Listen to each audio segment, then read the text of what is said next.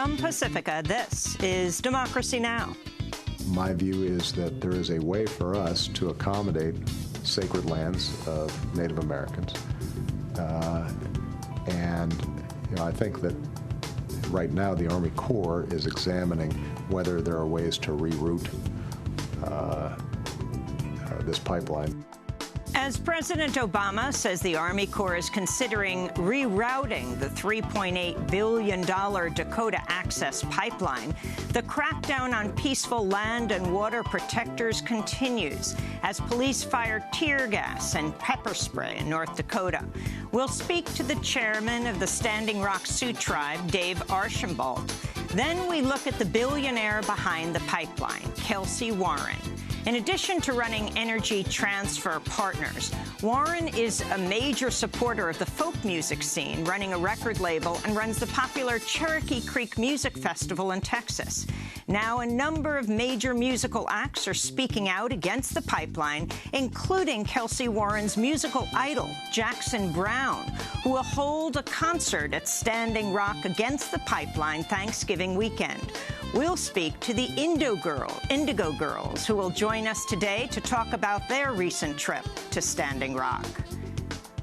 It's really an amazing convergence, actually, and it's helping everyone. It's not, I mean, I feel like I'm so thankful to the people that are here and going to live here through the winter and do so much work, and it's for all of us. Plus, we'll go to Alabama, where at least one worker has died and 5 have been hospitalized after a section of the Colonial Pipeline exploded. In September, the same pipeline leaked nearly 340,000 gallons of gasoline, leading 6 governors to declare states of emergency as gas prices rose throughout the region.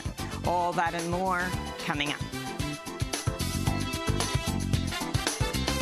Welcome to Democracy Now!, democracynow.org, the War and Peace Report. I'm Amy Goodman. In news from the campaign trail, President Obama's criticized FBI Director James Comey for announcing an investigation into a new batch of Hillary Clinton emails. They were discovered as part of a probe into former Congressmember Anthony Weiner, the estranged husband of top Clinton aide Huma Abedin, who's under investigation after he sent illicit sext messages to an underage girl. Comey's announcement only days before Election Day has jolted the race and narrowed Hillary Clinton's lead over Donald Trump. This is President Obama.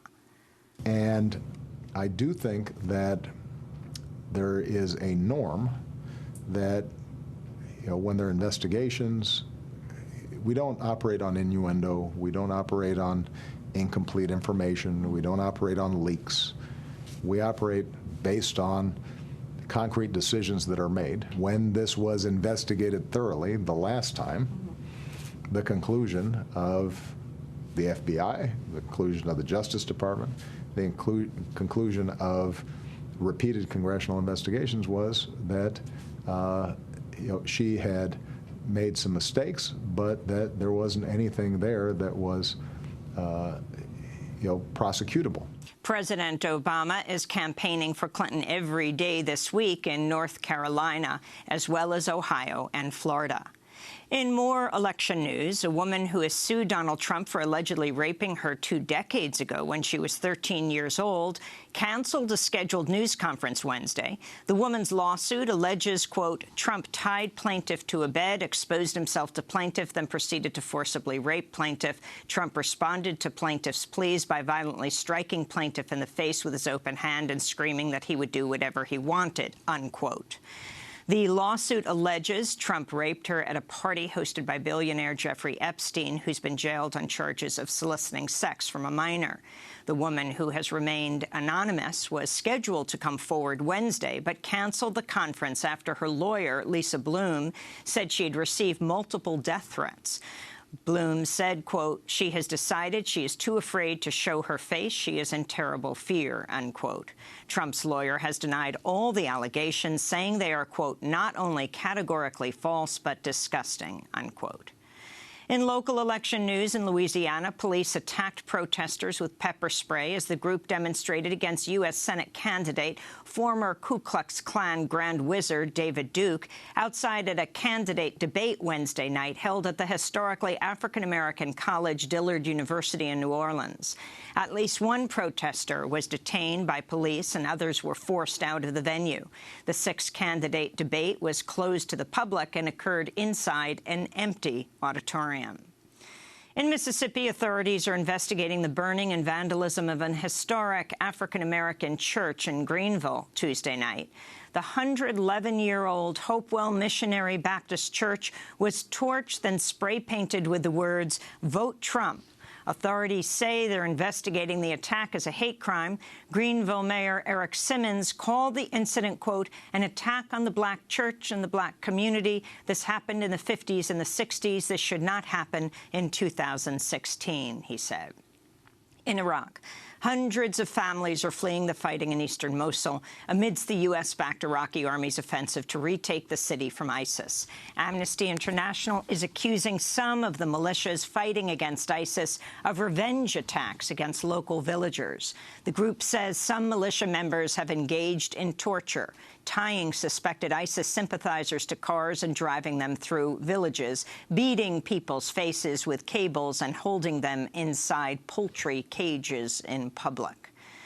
The Pentagon says 2 U.S. soldiers have been killed in Kunduz, Afghanistan. U.S. soldiers have been backing the Afghan forces battling the Taliban, which took control of the city of Kunduz in October.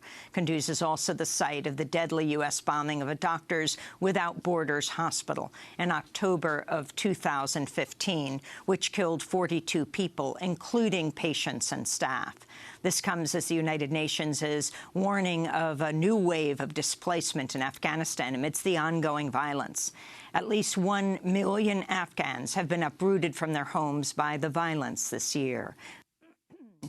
The Pentagon says a U.S. drone strike killed an al-Qaeda leader in Syria last month. Navy Captain Jeff Davis says the strike on October 17th killed Haidar Kirkhan, who allegedly had ties to Osama bin Laden. In France, authorities have forced the remaining 1,600 refugees out of the Calais refugee camp known as the Jungle. Authorities have been in the process of demolishing the camp for more than a week and busing the camp's approximately 7,000 residents to refugee intake centers across France. The final refugees removed Wednesday were predominantly children and teenagers, mostly from Afghanistan and South Sudan. They've been refusing to leave the refugee camp, hoping to win asylum in Britain, where many say they have family members. Meanwhile, in breaking news from Britain, the plan for the country to leave the European Union has been thrown into turmoil after a court ruled today that the British Parliament has to vote on whether to, in fact, begin the formal exit proceedings. In June, Britain stunned the world by voting to leave the European Union during a nationwide referendum, leading to the resignation of Prime Minister David Cameron. German Chancellor Angela Merkel has spoken out against the crackdown on press freedom in Turkey, where 170 news outlets have been forced to close since the failed military coup attempt in July.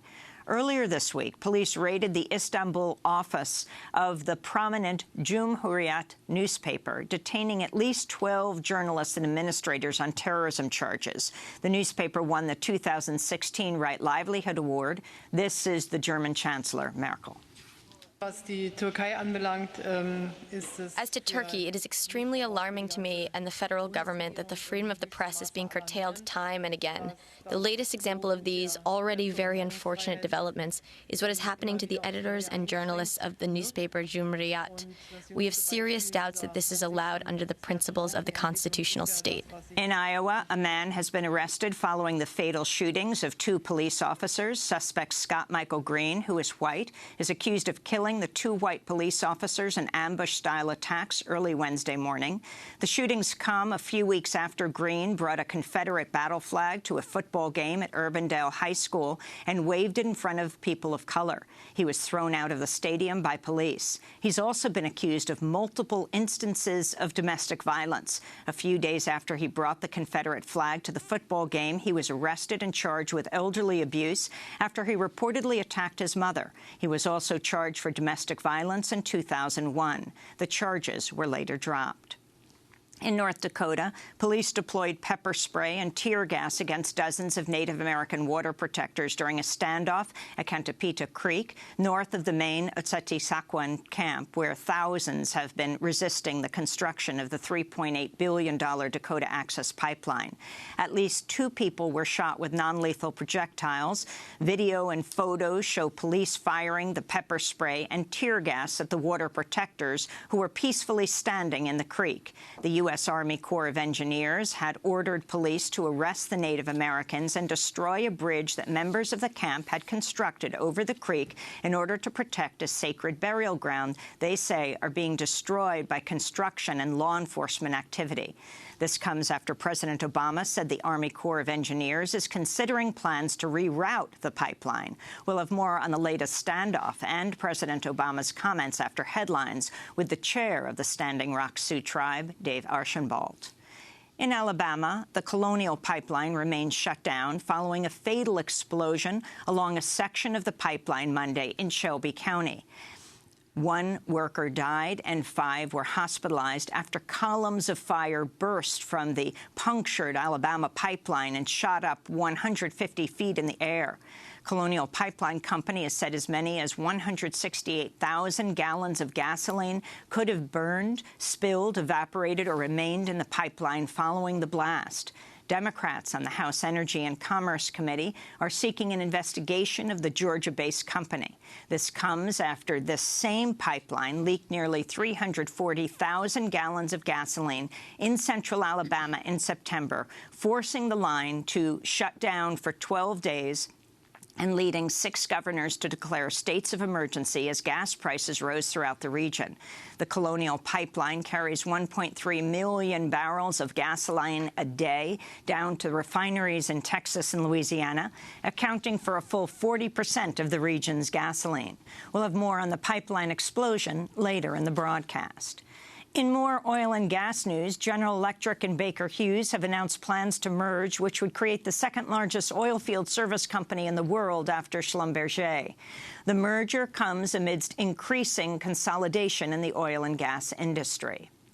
And in northern Michigan, a Nestle bottling plant that's been sucking water out of aquifers that feed Lake Michigan for free for years is now petitioning the state regulatory agency for permission to expand and pump even more fresh water out of the ground for free.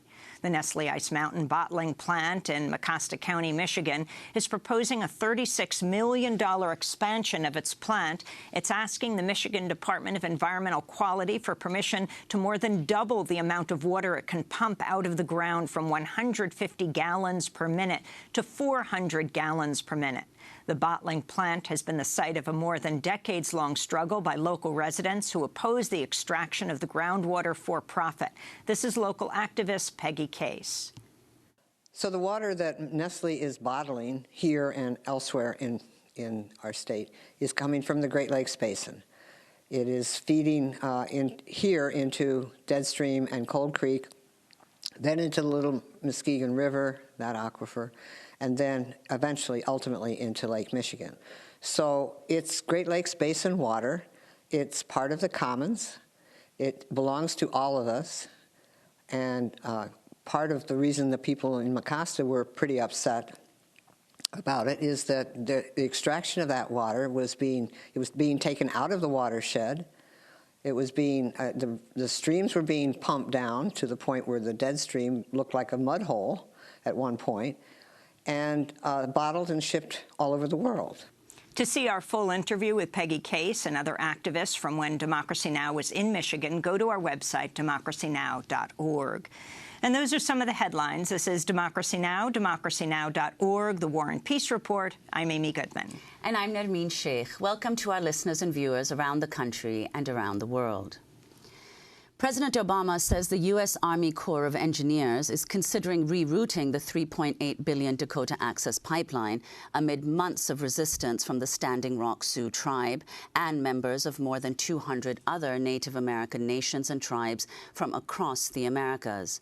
Obama made the comment during an interview with Now This News. I think the candidates aren't really talking about is the Dakota Access Pipeline. Yeah. Is that something that you would consider intervening in? People have called for your administration to make a call. We're monitoring this closely, and I think as a general rule, my view is that there is a way for us to accommodate sacred lands of Native Americans, and I think that right now the Army Corps is examining whether there are ways to reroute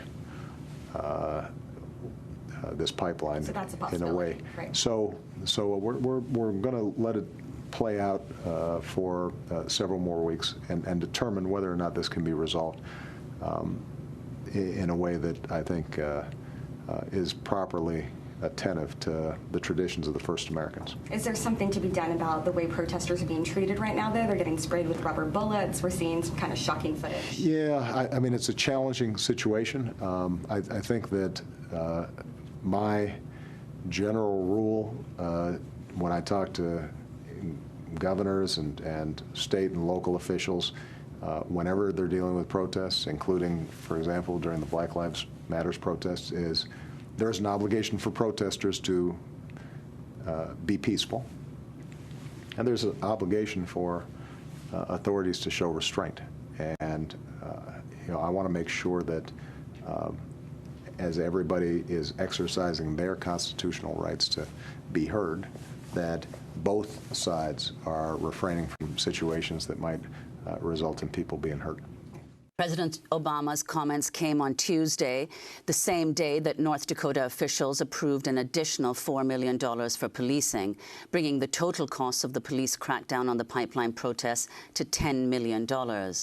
On Wednesday, police deployed pepper spray and tear gas against dozens of Native American water protectors during a standoff at Cantopita Creek, north of the main resistance camp.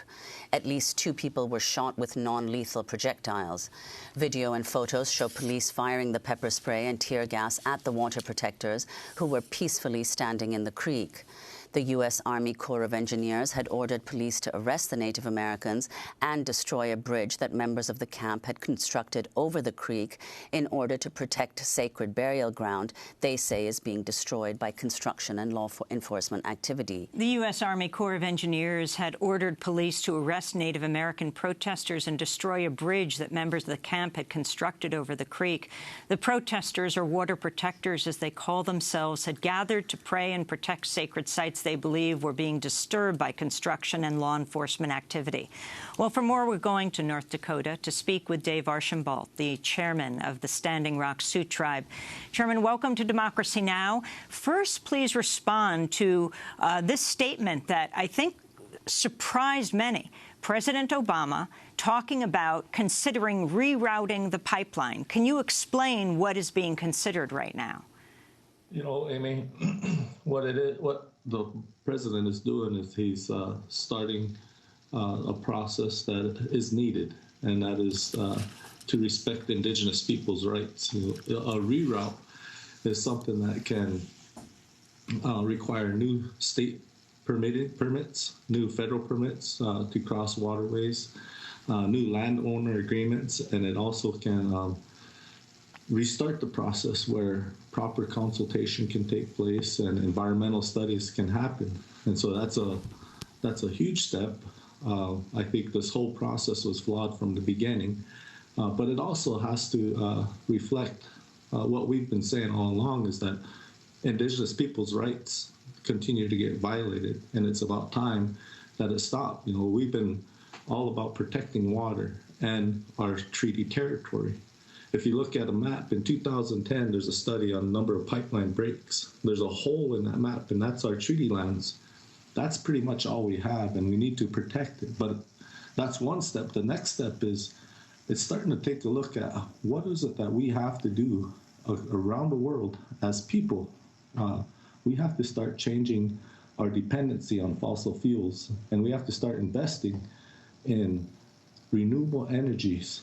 Until we stop driving cars that use fossil fuels, this is going to be a force that continues to exist. So we have to start to look at ways we can be self-sustaining without fossil fuels and force investments, force corporations to look at how can we save this world. Right now, Standing Rock has our sovereign rights, our sovereign lands, and we're asking that you stop infringing on them. We have said it repeatedly, and I think with the president's statement, it's starting to be heard. Can you explain exactly what the process is, the consultation that's going on for the rerouting, and when will they stop building where they are? Or will it involve stopping doing what they're doing, for example, yesterday and the last week and earlier this week? So I don't have a timeline, and I haven't been consulted on this. This is just something that comes from what the president has stated in his comments. The company continues to ignore federal government. This company is something that is also, they just destroyed some more sacred sites. And they knew about these sites on October 17th, but they didn't inform anyone until October 27th. They plowed through it.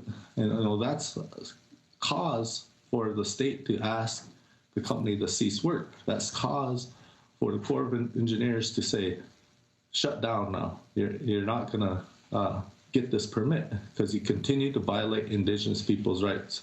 But the company is not going to do that because they feel they have every legal right, and this is driven by money and greed, and it only comes from the continued dependency that we all have on fossil fuels. And do you think that the Obama administration can do something more now as the Army Corps considers rerouting the pipeline? Right now, they need to say, no easement. You're not going to get the easement. The Obama administration or the Army Corps of Engineers can release that statement today, and then the construction will stop. This company is driven with greed and money, but it's also driven by investors. People who invest in pipeline companies are asking for timelines to be met. But if they know that they will not get the easement, they can stop construction. I was interested that President Obama said, we're going to look at this for a few more weeks. And I was wondering what it was they're waiting on as people are shot with pepper spray, rubber bullets. The concern of what will happen. You're finding an infiltrator who had an AR-15 gun, who put a bandana over his face, who actually had Dakota Access Pipeline security ID. What would it take for President Obama? Why is he waiting a few weeks? Amy, that's a really good question, and I'm not the person to answer that for you. I think it'd be a question that only the Obama administration can answer. We were told that they were going to review the whole process, and so whatever that means, we're hopeful and we're prayerful that the process stops this pipeline and looks at protecting our Indigenous rights and our lands and our water. Meanwhile, the money that the North Dakota sheriff is getting now, I think it's, up to $10 million, just requested another $4 million. When we were there, we saw the MRAP, the Armored Personnel Carrier. You've got the sound cannons, the heavily militarized police. What is your response to what's happening, and what are they requesting? And what about the involvement of the North Dakota legislature and the governor? Okay, Amy, what's happening is unfortunate with the state government. There has been an oil boom in North Dakota, and since 2003. and there's been the exploitation of fossil fuels with fracking. And in the region, Northwest region of North Dakota, there was an influx of people. Our unemployment rate was 5.0 in the United States. In North Dakota, it was 2.8. There was people coming from all over. And what was happening was there was a routine major crimes being committed. Murders, rapes, unsolved murders, sex trafficking, the worst drugs that you can think of being trafficked through there. And we didn't see militarization of law enforcement. We didn't see National Guard being deployed. We didn't see the state call a state of emergency. And this has been going on for almost a decade. But as soon as Indigenous people and all the supporters come together to stand up against fossil fuels, the state said, let's throw $10 million at this and make them go away. Well, our commitment is not going to go away. The state has to understand that, and a lot of this force is unnecessary. But that's just how it is, and you know, there's an underlying treatment of Indigenous peoples, and we're saying enough is enough, and it's starting to expose a lot of things to where how do we get past this once this is over? How are we going to reestablish relationships? How are we going to move on, and how are we going to handle ourselves? Because this is starting to create a whole lot of anger and frustration, which was already there from 200 years by the treatment of the federal government, state governments on Indigenous peoples. Finally, I wanted to ask you, Chairman Archambault, in a moment we're going to talk more about Kelsey Warren, who is the CEO of Energy Transfer Partners that owns the Dakota Access Pipeline. He also is a folk music maven, has a record label, is big in the Austin music scene, and his music idol is Jackson Browne. We understand Jackson Browne is coming to the Standing Rock Sioux Reservation Thanksgiving weekend on Sunday night and will be having a concert. It's interesting that Kelsey Warren, the pipeline is called the Dakota Access Pipeline, and that his music festival in Texas, where, for example, our next guests, the Indigo Girls, have performed, is called the Cherokee Creek Music Festival. And I was wondering about your thoughts on using Native names, Cherokee Creek and Dakota. The CEO of the company that is pushing this pipeline forward. You know, Amy, we brought this concern up. It's not only the company Dakota Access or Cherokee Creek, but Indigenous people have a right to their intellectual property. And our rights have been violated and taken from us all across the board, including our name. So if you look at the state of North Dakota and the state of South Dakota, those states as well took our name and not really understanding what it means. And then Dakota Access Pipeline, to use our name, Dakota, which means friend, it's not right. And that's an intellectual property that should be owned by us, but it doesn't matter. It seems like no matter what is our ownership, whatever we own or whatever is our right, it's been infringed on for the past 500 years. Dave Archambault, we want to thank you for being with us, chairman of the Standing Rock Sioux Tribe, speaking to us from North Dakota. This is Democracy Now!, democracynow.org, The War and Peace Report. When we come back, we ask who is Kelsey Warren, the CEO of Energy Transfer Partners. We'll speak with a reporter and then be joined by the Indigo Girls, well-known musical group who have played at Standing Rock and also at Warren's Folk Festival in Texas, but are now leading a petition of singers and musical groups to stop supporting the Dakota Access Pipeline. Stay with us. Grandma was a suffragette, blacklisted for her publications, blacklisted for our generations. But go, go, go.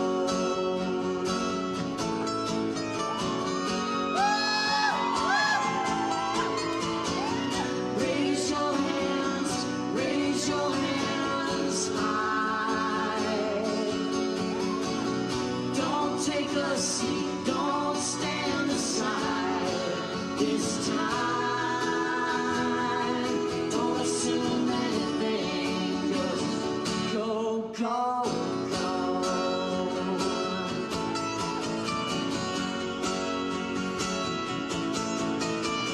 So feed the fire and fan the flame. I know the kids can stand the rain. I know the kids are still upsetters. 'Cause rock is cool, but the struggle is better. Go, go, go.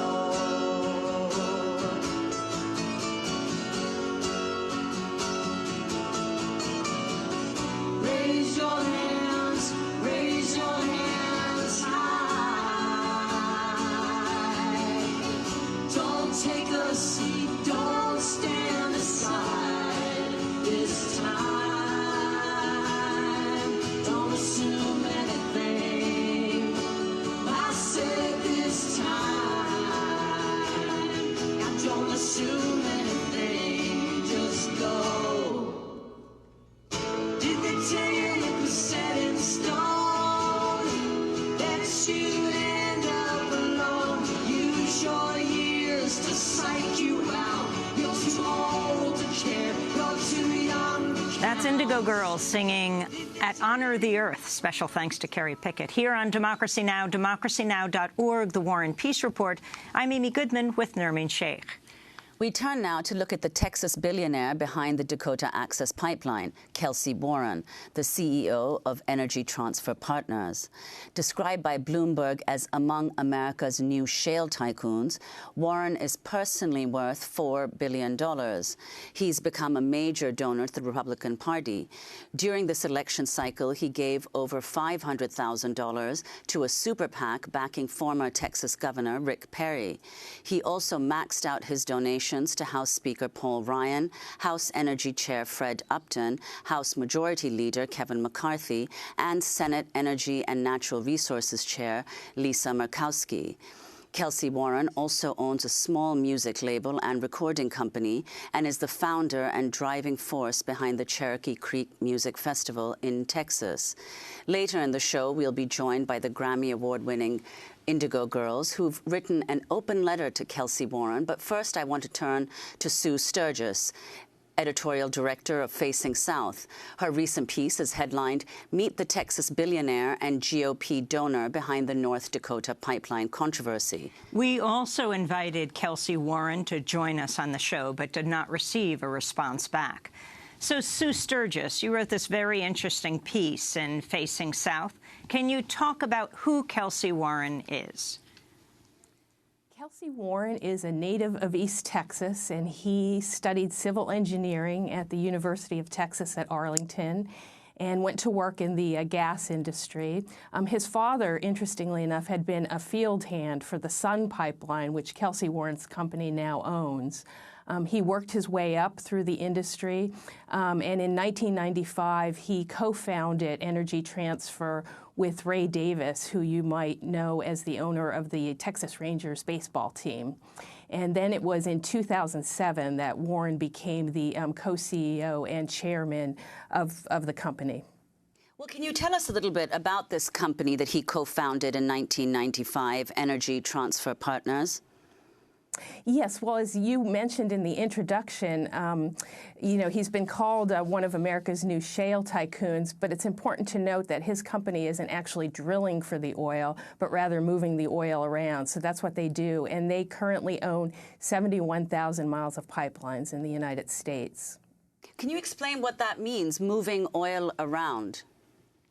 Well, once we get the oil out of the ground, it's become really important to get it to where it needs to go. And the pipeline is the way that Kelcy Warren has made his fortune doing that. And can you talk about the contributions he has made? Yes, that was the angle that I was particularly interested in looking at. I thought it was interesting that Chairman Archambault talked about the importance of considering investors in the pipeline. And I thought it was important also to look at the investment that Kelcy Warren and his company has been making in politics over the years. He's donated millions of dollars to politics at both the federal and state levels. And much of that money has gone to Republican politicians. During this election cycle, as was mentioned, he's donated at least $500,000 to Rick Perry's presidential campaign. And since the primary, he's donated at least $100,000 to organizations that support Donald Trump. Then also at the state level, he's been a big supporter of Governor Greg Abbott of Texas. And last year, Abbott appointed Warren to the Texas Parks and Wildlife Commission. And at the same time that Kelsey Warren is making campaign contributions, Energy Transfer Partners has its own PAC that's also making contributions. So you have this sort of synergistic thing happening between, the contributions, the investments from Warren and from the company in politics. And during this election cycle, Energy Transfer Partners has invested about $300,000. That's what we know of so far. Of course, these are moving figures. We'll probably find out more after the election when all the reports are in. But about $300,000 to federal candidates, and that's primarily House and Senate candidates. And then the company's also making investments in state politics, about $100,000 this election cycle so far. And one of the things that I thought was interesting in my research is that in recent years, really starting last year, the company has begun investing in politics in the Dakotas. So we've seen at least $10,000 going to political organizations in both North Dakota and South Dakota, and that's gone primarily to State House and State Senate Republican organizations. So now talk about his role in the folk music scene in Texas and around the country. Talk about the Cherokee Creek Music Festival, his record label, recording company. Well, in 2007, which was the year that Warren rose to co-CEO and co-chairman of the company, that was really a watershed year for him and a lot of his activities. That was also the year that he founded Music Road Records, which is his independent record label based in Austin. And he also founded a charity that year called Cherokee Crossroads.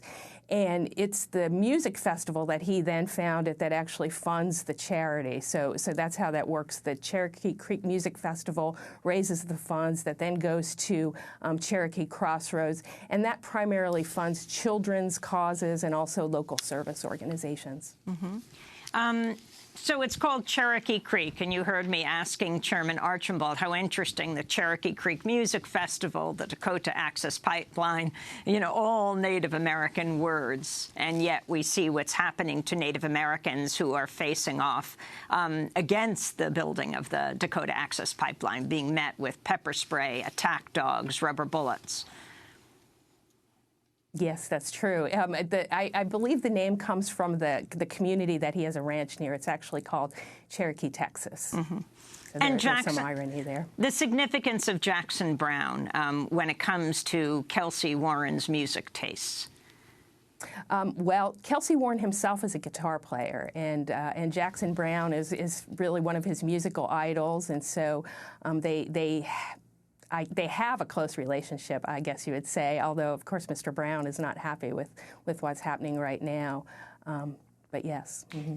Well, in December of 2013, Kelsey Warren's record label, Music Road Records, released the album Looking Into You, a tribute to Jackson Browne. It was a passion project spearheaded by Kelsey Warren himself, a longtime fan of Browne's. In a press release for the album, Warren's quoted as saying, "I don't know of anybody that admires Jackson more than me. We really had fun with this, and I'm very proud of the final product. It brings joy to an industry that tends to sap it out of me," he said. Jackson Browne is now one of 13 musical artists who signed onto a letter to Kelsey Warren vowing to no longer play in Warren's Cherokee Music Festival or participate in Music Road Records recordings. In a statement released to Indian Country Today Media Network, Jackson Browne also pledged to donate the money he's received and will receive from the album to tribes opposing the pipeline. Jackson Browne writes, quote, "I did not know anything about Kelsey Warren's other business as the production of this album went forward. Although as a music publisher, there's no legal way to deny permission to a record company to cover a song that's been previously published. I could have dissuaded the artist from appearing on this record had I known." Browne goes on to say, "I do not play for oil interests. I do not play for companies who defile nature or companies who attack demonstrators with trained attack dogs and pepper spray. I certainly would not have allowed my songs to be recorded by a record company whose owner's other business does what Energy Transfer Partners is allegedly doing, threatening the water supply and the sacred sites of Indigenous people, he wrote. Those are the words of Jackson Browne. Other musicians speaking out against the pipeline include Emily Saliers and Amy Ray, better known as the folk duo the Indigo Girls, who are now banding together to confront Kelsey Warren and help stop the pipeline. We're going to go to break, and when we come back, the Indigo Girls are with us in studio. But we're going to play, at our break, Jackson Browne. Jackson Browne is just announcing that he is going to be playing on the Standing Rock Reservation, just as the Indigo Girls did. He'll be playing at the Prairie Knights Casino on the reservation on, I think it's November 27th, Sunday night of Thanksgiving weekend. The concert organizers say the event will bring awareness to the fight against the pipeline and help the spirits up of the resistance camps. The event's open to the public and kicks off concerts that the Native Children's Survival Plan do at the camps to support Standing Rock. Among those who will be performing are Bonnie Raitt. Let's go to Jackson Browne and then the Indigo Girls. You might be a young man with a mountain in his step, in search of El Dorado, but you haven't found it yet. You might be an old man with his whole life at his back, and you can hear eternity whispering down the track. Or maybe you're a woman, or just about to be, and you can feel the generations swimming in your sea. But you know that it's coming, surely as the dawn. The battle for the future, baby, which side are you on? Come on, come on, come on, if you're coming. Come on, come on, come on.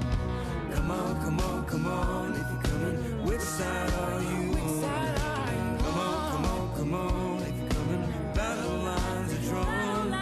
Come on, come on, come on, if you're coming. Which side are you on?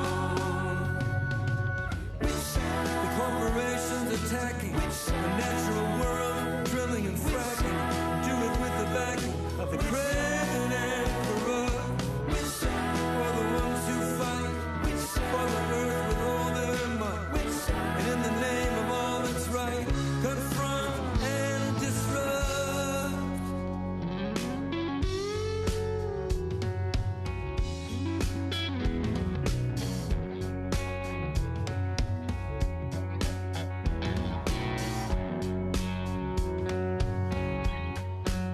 Which Side by Jackson Browne. In fact, in one of his statements, Jackson Browne said, I intend to support public resistance to the Dakota Access Pipeline as much as I can.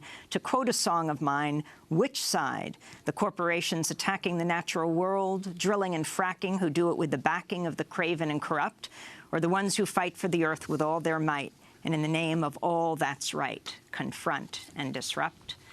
That's Jackson Browne. This is Democracy Now!, democracynow.org, The War and Peace Report. I'm Amy Goodman with Nermeen Sheikh.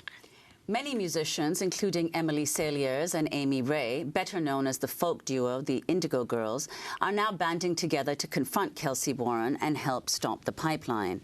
In addition to owning the pipeline, Warren owns a small music label and is the founder and driving force behind the Cherokee Creek Music Festival in Texas. The Indigo Girls began speaking out after September 3rd, when Democracy Now! Filmed security guards working for the Dakota Access Pipeline Company attacking Native Americans. The report showed guards unleashing dogs and using pepper spray, and featured people with bite injuries and a dog with blood dripping from its nose and mouth.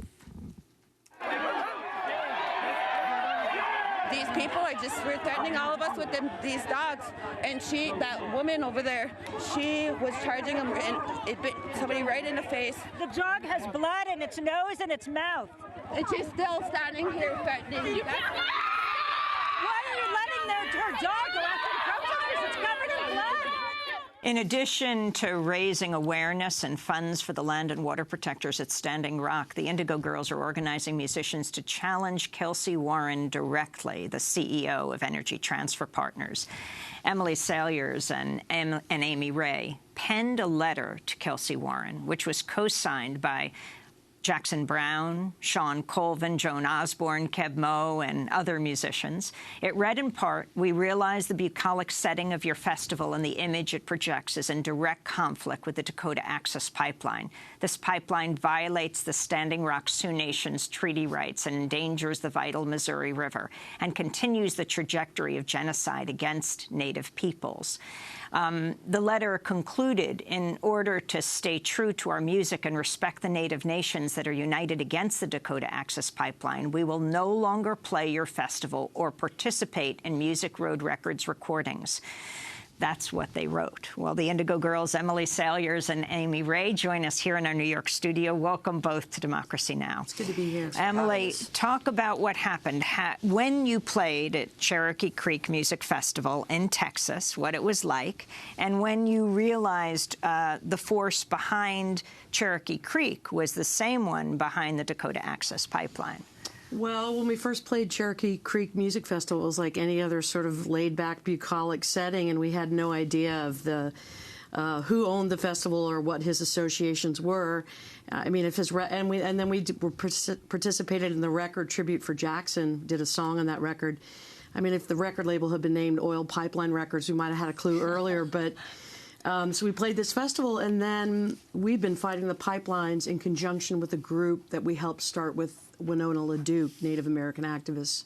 This group is called Honor the Earth, and we've been fighting these pipelines that are proposed to traverse through Native lands and threaten ecosystems. And we're particularly stringent about the battle for the Dakota Access Pipeline. And so we actually got a note on our Facebook page from someone out there who said, "Do you know who this guy Kelsey Warren is, who owns the Cherokee Creek Music Fest that you played?" And we had not known his association, like Jackson says. None of us really knew the association. So once we found out, we immediately started talking about what can we do to rectify the situation and our presence in something that is completely the antithesis of what we stand for as artists and as allies for Native communities. So what did you do? Well, we decided to write a letter to Mr. Warren, and we decided to put a word out to all the artists who had either participated in the record Tribute to Jackson or in the Cherokee Creek Music Festival. And so we sent out this letter, and as quickly as we could, we gathered signatures from artists who stood in solidarity with us, and to ask Mr. Warren to reconsider the pipeline, to not build this pipeline, and to think about Native rights, and to think about how music and artists and what we all stand for is completely in contrast to what this pipeline is going to do, which desecrates the environment and runs across Native treaty rights. And these people are protectors of water and land, and there's nothing in it for them except for what they want to do for all of us and for the good of nature and to respect their sacred burial sites. And so artists like me and Amy and Jackson and all the artists who signed on to the letter were writing songs about we opposed the treatment of human beings and land and water in the manner in which Mr. Warren's company acts. And so that's what the letter was. That's how we got signatures, and then we posted it. Amy Ray, have you spoken to Kelsey Warren? Are you able to reach him? No. I mean, we would love to speak to Kelsey, honestly. I mean, he's passionate about music. I mean, he is a music fanatic, and I feel like we just really felt like this is a guy who really loves music, and if we could just get through to him on that level and show him the disconnect between all the music that he loves and what his company is doing, that maybe, I mean, maybe we're being idealistic, but maybe it would get through to him in some way. But we have not spoken with him. We did get the letter directly to him rather than just through email. We have a connection to his assistant who put it on his desk. So, but we have not heard from him. But we did get the letter directly to him. And there were many more signers on the letter that went to him who didn't necessarily want to be public about their signatures.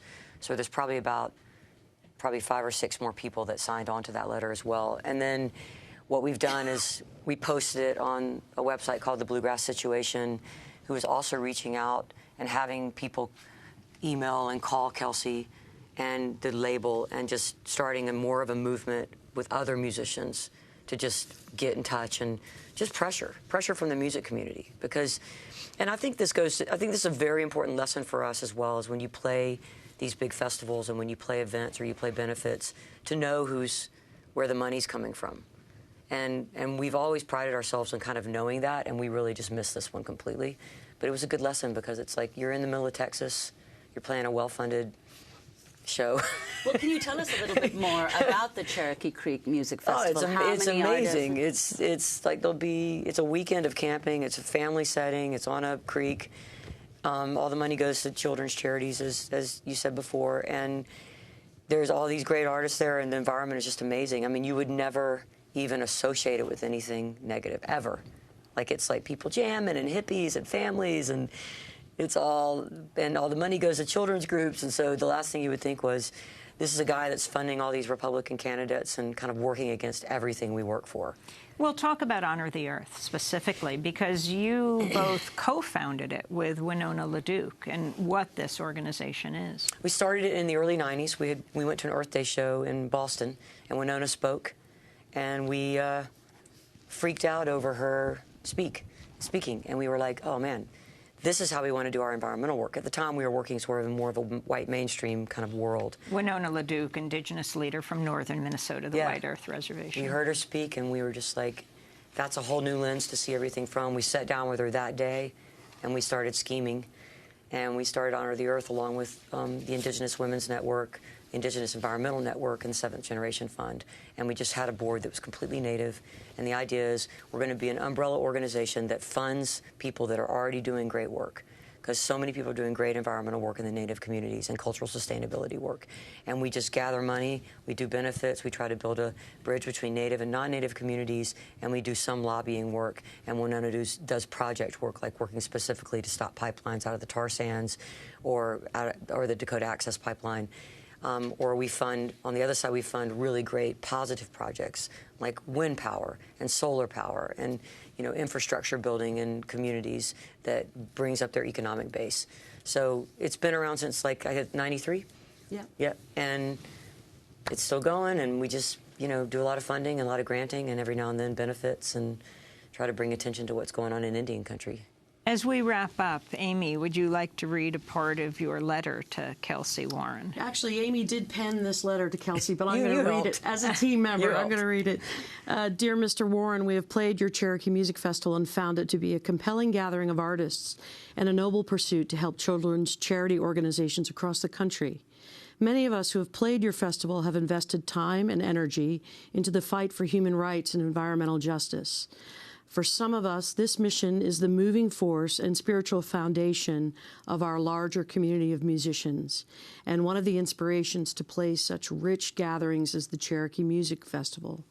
But sadly, we realize that the bucolic setting of your festival and the image it projects is in direct conflict with the proposed Dakota Access Pipeline, a project your company, Energy Transfer Partners, is responsible for spearheading. This pipeline violates the Standing Rock Sioux Nation's treaty rights, endangers the vital Missouri River, and continues the trajectory of genocide against Native peoples. Well, I want to thank you both for being with us. We're going to end with some of your own music. We've been speaking with Indigo Girls, Emily Salyers, and Amy Ray, the Grammy Award-winning Indigo Girls duo, also environmental and Indigenous activists. This is Democracy Now! As we head south to Alabama to a pipeline explosion. But first, some Indigo Girls.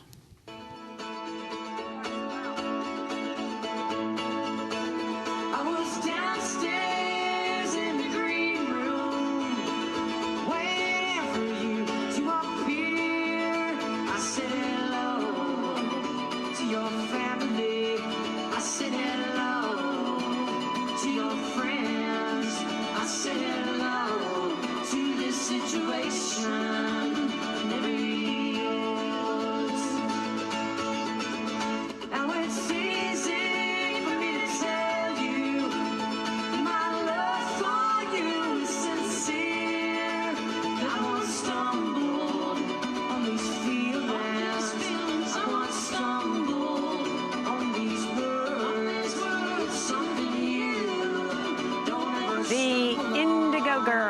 Yes, that's right. Performing at an Honor the Earth concert at Standing Rock, the Sioux Reservation in North Dakota.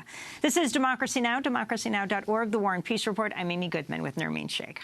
We end today's show looking at another pipeline. In Alabama, at least one worker has died and 5 have been hospitalized after a section of the Colonial Pipeline exploded in Shelby County on Monday.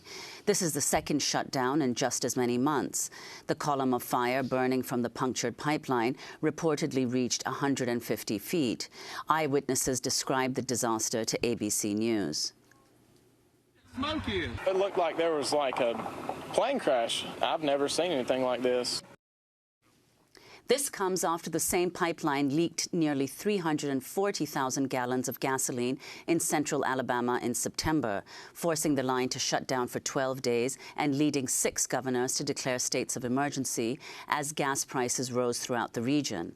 Since 2006, the company has reported 178 spills and other incidents that released a combined 193,000 gallons of hazardous liquids and caused $39 million in property damage. Now, Democrats on the House Energy and Commerce Committee are seeking an investigation of the Georgia-based company. Well, Democracy Now! Invited Colonial Pipeline Company to join us on the show. They declined. We're going to Birmingham, Alabama, where we're joined by David Butler, the Cahaba River keeper. He's traveled to the site of the Colonial Pipeline Company disaster, is monitoring its environmental impacts.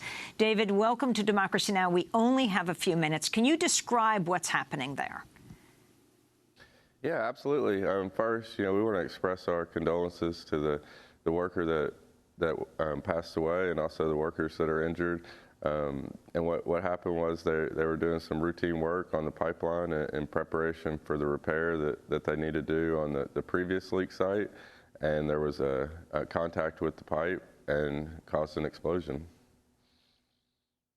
But tell us a little bit about the ecosystem of this river. There are reportedly more species of fish in the Cahaba River than they are in the whole state of California. Absolutely. It's a tremendously unique ecosystem. The area that the pipeline is in is tremendously sensitive. And certainly our work is centered around preserving and protecting what's left.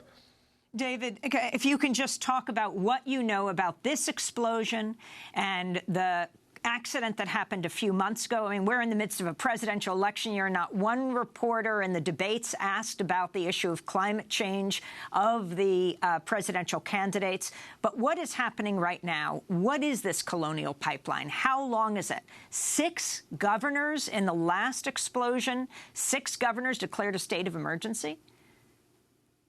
Yeah, and it's been one of the disappointing aspects of the story to us is that, really the national media focus has been on the supply issue and not so much the environmental impact of incidents like this and sort of the long-term outlook for having pipelines crisscrossing, all over the country. Mm-hmm.